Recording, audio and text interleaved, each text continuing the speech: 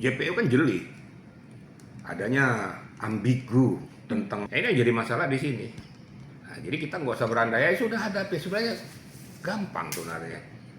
Kalau kamu berkoar-koar, ini juga saya dengar berkoar-koar Roy Suryo mengatakan ada ijazah 4 jenis. Secara nggak langsung saya gugur, apalagi tambahkan itu yang dibilang error jurisdiction tadi. Iya.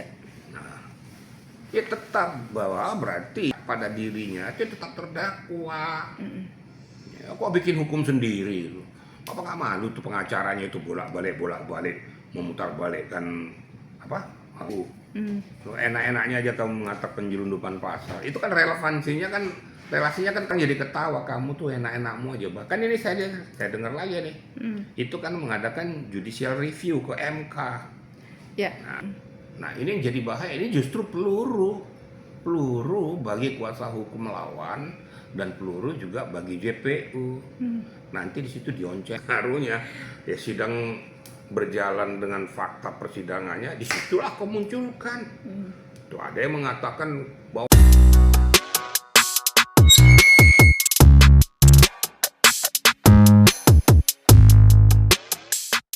Pak Jenderal, ini tadi kita sama-sama mendengar putusan dari hakim untuk Rapid Dr. Tifa itu ditolak. Gitu kan. Ini mungkin hakim juga berpatokan sama SEMA yang baru dikeluarkan oleh Mahkamah Agung kemarin. SEMA nomor 3 2006 ya. Iya. Nah, Pak Jenderal melihat ini memang sudah selayaknya ini ditolak atau seperti apa? Baik, terima kasih. Assalamualaikum warahmatullahi wabarakatuh. Waalaikumsalam. Selamat siang dan salam sejahtera untuk kita semua.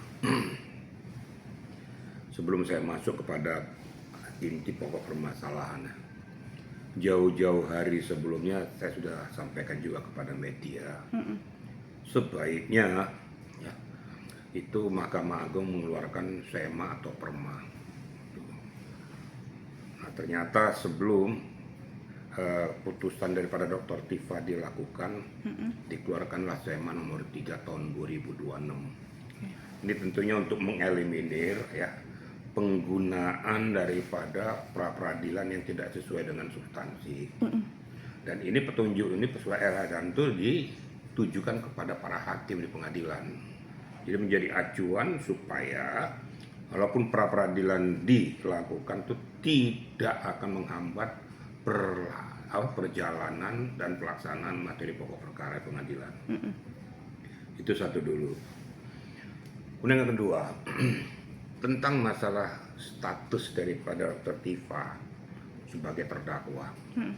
Ini kan di pra-peradilan kan. Karena dari awal mereka tuh selalu menyatakan dan beranggapan bahwa dengan batalnya dakwaan itu berarti batalnya itu proses perkara.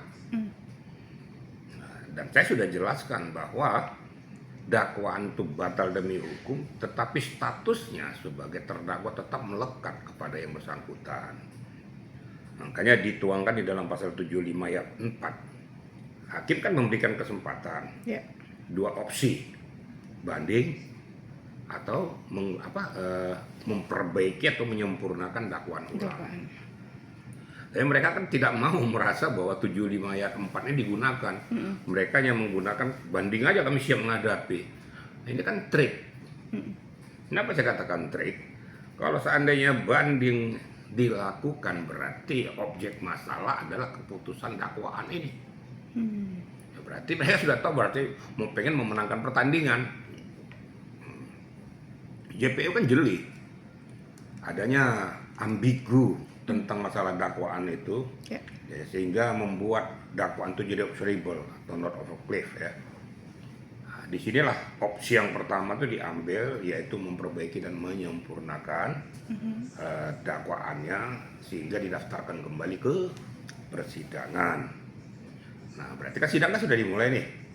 Udah jelas-jelas hakim di Pengadilan Jakarta Timur menyatakan bahwa agar JPU menghadirkan si terdakwa.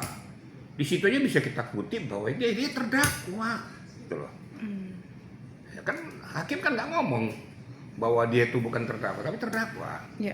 Nah, dia mengajukan pra-peradilan tentang statusnya. dia menyatakan mantan terdakwa, kan berdasarkan hukumnya dia kan, bukan hukum yang berjalan general gitu loh. Nah dari awal sebelum juga masih mendaftarkan saya udah bilang pasti ditolak. Kenapa ditolak? Ya itu tadi, permasalahan ini sudah masuk dalam materi pokok perkara di pengadilan, sudah berjalan. Kok di pra-peradilan kan statusnya supaya hilang, supaya dia terbebas demi hukum. Fakta hari ini kalau nggak salah tadi ya jam-jam 9 jam 10 ya, itu sudah diputuskan oleh hakim tunggal, yaitu menolak. Jadi menolak pra-peradilannya tentang masalah pokok perkara, yaitu status terdakwa, bahwa dia bukan terdakwa berdasarkan keputusan selah, kan gitu ya. Ya. Nah, yang kedua, hakim juga menyatakan bahwa ini gugur demi hukum. Kenapa? Itu dinyatakan juga ada, saya lihat tuh, error jurisdiction. Sedangkan di Jakarta Timur, dia melakukan pra-peradilan Jakarta Selatan. Dia bilang tuh error jurisdiction. Jadi tempat mendaftarkannya itu salah. Nah, itu disampaikan juga. Kemudian dilambari juga dengan keputusan SEMA, yaitu nomor 3 tahun 2026. Kemudian istilahnya mengabulkan permohonan daripada termohon tentang penggunaan daripada pasal 74 ayat 4 tentang masalah memperbaiki materi dakwaan sehingga bisa kembali disidangkan di pengadilan. Nah, ini jadi masalah di sini. Nah, jadi kita nggak usah berandai, sudah hadapi, sebenarnya gampang sebenarnya. Kalau kamu berkoar-koar, ini juga saya dengar berkoar-koar, Roy Suryo mengatakan ada ijazah 4 jenis, ada ini, ada ini, pokoknya macam-macam lah. Dia bikin pengadilan sendiri gitu loh. Loh kalau seandainya kok kekeh, ya hadapi aja, buktikan aja apa yang kau sampaikan tuh di sidang pengadilan materi pokok perkara. Itu baru gentle. Oh teriak-teriak terus di sini, berjilid-jilid pra-peradilan. Ya kau anggap dagelan, ini hak apa? Pengadilan ini. Udah penting 10 kali, sekian kali gitu kan. Padahal udah pada ditolak terus ini. Enggak malu apa? Apa baru bangun mandi pengadilan. Baru bangun mandi pengadilan. Enggak ada kerja yang lain apa? Pak Jenderal, itu tadi kan Dr. Tifa juga ditanya nih mengenai putusan hakim hari ini. Dia mengatakan pra-peradilan kami ini dinyatakan no, itu bukan berarti kami kalah katanya. Juga tidak berarti membenarkan prosedur yang dilakukan oleh kejaksaan. Tapi ini hanya bahwa permohonan kami tidak diperiksa itu aja katanya nih Pak Jenderal. Gimana?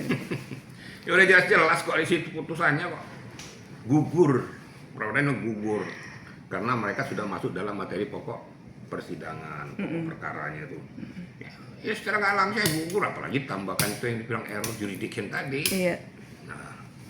Ya tetap bahwa berarti status yang melekat pada dirinya itu tetap terdakwa. Ya, kok bikin hukum sendiri lu? Apa nggak malu tuh pengacaranya itu bolak-balik memutarbalikkan materi pokok perkara. Nah, saya lihat lagi dari pengacara mengatakan kami sangat kecewa. Ya menurutmu kecewa karena memang faktanya yang persidangan seperti itu.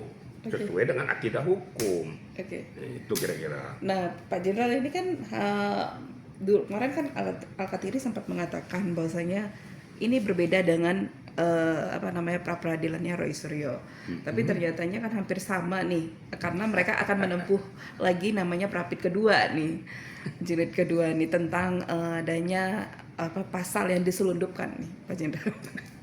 Saya sebenarnya mau ketawa tuh, penyelundupan narkotika kali ya. Di mana ceritanya ada penyelundupan pasal? Ya kalau namanya pencemaran nama baik dan fitnah itu kan tergantung kepada penyampaiannya, bisa melalui voice langsung, bisa melalui surat, bisa juga melalui dunia maya.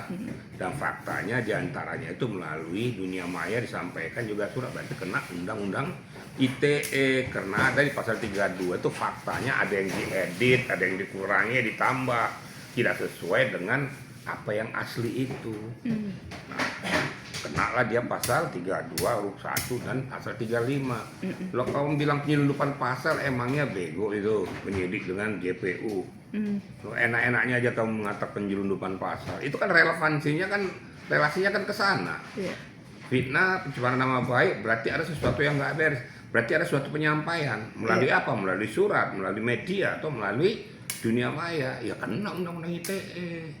Jadi nggak usah kau bermain-main gitu. Jadi orang jadi ketawa, kamu tuh enak-enakmu aja. Bahkan ini saya dengar lagi nih. Hmm. Itu kan mengadakan judicial review ke MK. Ya. Nah, saya ketawa lagi apa lagi yang judicial review untuk mempertanyakan keberadaan pasal 75 ayat 4 itu. Ya saya bilang sudahlah. Kalau memang kamu piawai, segudang bukti-bukti yang kau bilang seperti kata Roy Suryo, segudang bukti-bukti, hadapkan aja di fakta persidangan. Buktikan file-filenya, buktikan mana-mana yang dipalsukan. Kan nanti hadir Pak Joko di persidangan. Silakan aja adu argumentasi, adu bukti, adu data, adu fakta, adu ahli. Nah, saya tidak mengatakan bahwa siapa yang harus menang, tapi di situ nanti akan dibuktikan siapa sebenarnya yang salah, siapa sebenarnya yang benar.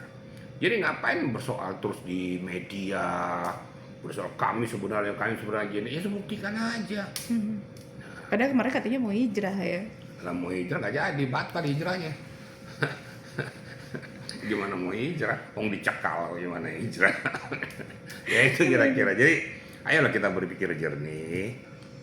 Semakin kamu bercuap-cuap, semakin kamu menyatakan hal-hal yang jadi kontraproduktif, orang semakin menilai kadar keilmuanmu. Dan bahkan nih si Roy Suryo makin kemana-mana, sialnya kuasa hukumnya juga sudah mulai makin offside gitu kan. Padahal ya mohon maaf aja, kuasa hukumnya profesor juga, saya nggak ngerti juga tuh kok bisa karena ilmu pengetahuannya seperti itu.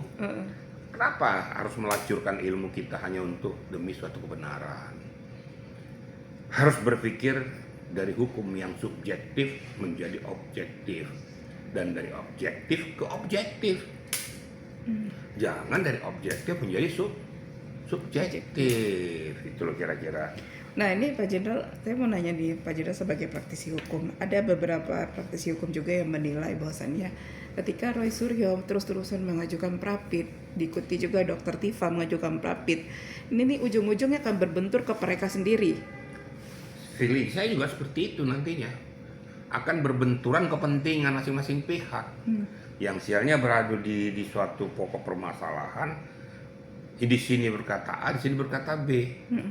Nah ini yang jadi bahaya, ini justru peluru bagi kuasa hukum lawan dan peluru juga bagi JPU. Nanti di situ dioncei ya, dikuliti semua di situ. Nah, sebenarnya kamu ini sudah nggak benar gitu loh.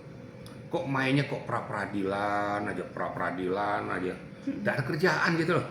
Habis waktu itu, gitu loh. Jadi kok apalagi yang kedua, yang dikatakan penyelundupan pasal itu. Nah, ini kan itu saya bilang udah babat tongseng betul nih. Ya makin nggak jelas. Dulu kan juga pernah dikatakan kuasa hukum Roy Suryo masalah penyelundupan pasal. Ya. Saya nggak ngerti istilah penyelundupan tuh loh. Kayak sengaja diselundupkan gitu loh. Emang barang kali diselundupkan tuh ya? Dititipkan dari Jokowi mungkin ke penyidik gitu atau gimana Pak Jenderal? Emangnya bisa aja. Emang Jokowi ahli hukum. Bilang, Pak penyidik tambahkan ini ya, kata. Dititipkan, diselipkan, atau disisipkan katanya. Emang JPU sama penyidik itu gampang aja mau disisipkan tanpa mengkalkulasi dan tanpa menelaah serta menganalisa substansi penerapan 32 dan 35 gitu kira-kira ya. Berarti nggak ada pengaruhnya walaupun seorang mantan presiden ya Pak Jenderal ya? Jauh pengaruhnya itu loh, jadi nggak ada pengaruhnya ya. Sidang berjalan dengan fakta persidangannya, disitulah kau munculkan. Tuh ada yang mengatakan bahwa UGM aja katanya ada yang tidak terdaftar. Nah, sementara Profesor Opa sudah mengatakan dia alumni. Ya sudah, uji aja. Apa informasi yang kau dapat? Dia kan informasi yang dia dapat. Yeah. Sedangkan ini langsung ya, rektornya langsung speak up. Beda nggak kira-kira? Ya beda sekali. Masa iya seorang rektor speak up atas nama Civitas Akademika? Ya marah dong semua nanti alumni sana. Mahfud dari sana loh, ya Anies Baswedan dari sana, Pak Ganjar dari sana juga, kan banyak pentolan sekarang di Kementerian berasal dari sana. Nggak ribut kok, ini yang malah ribut, ini nggak jelas nih loh. Yaitu ya sudah, kesimpulannya gini aja, tanpa berpihak kepada siapapun, masuk aja ke fakta persidangan daripada repot-repot. Ya. Buntut-buntutnya kan di fakta persidangan. Mm-mm. Situ aja nanti kau buktikan nanti siapa dirimu, apa dirimu, dan bagaimana kau bisa mengamputasi keberadaan daripada ijazahnya Pak Jokowi. Nanti hakim akan menentukan benar atau tidak. Gitu aja kira-kira ya. Oke, satu lagi Pak Jenderal, ini kan soal SEMA yang kemarin baru dikeluarkan oleh MA. Ini kan artinya MA melihat dengan adanya pra-peradilan terus-menerus yang dilakukan oleh Roy Suryo sendiri gitu kan. Apakah ini nanti setelah adanya SEMA ini akan berpengaruh untuk hakimnya nanti akan Bukan memutuskan berpengaruh seperti apa? lagi, itu kan merupakan petunjuk dan arahan surat edaran ini untuk dipedomani. Ya, untuk dipedomani para hakim di pengadilan bahwa berdasarkan SEMA ini Anda harus bermain di koridor seperti ini. Kalau seandainya ada pra-peradilan ya sah-sah saja, tapi tidak akan mengamputasi materi pokok perkara yang sudah berada di persidangan. Tetap berjalan. Jangan gara-gara ini supaya tidak terkesan mengulur-ulur waktu. Nah, tapi sebaiknya menurut hemat saya dari SEMA ini diikuti dengan keluarnya perma. Kalau perma itu kan sudah di bawah undang-undang, berarti dia juga undang-undang, kan gitu.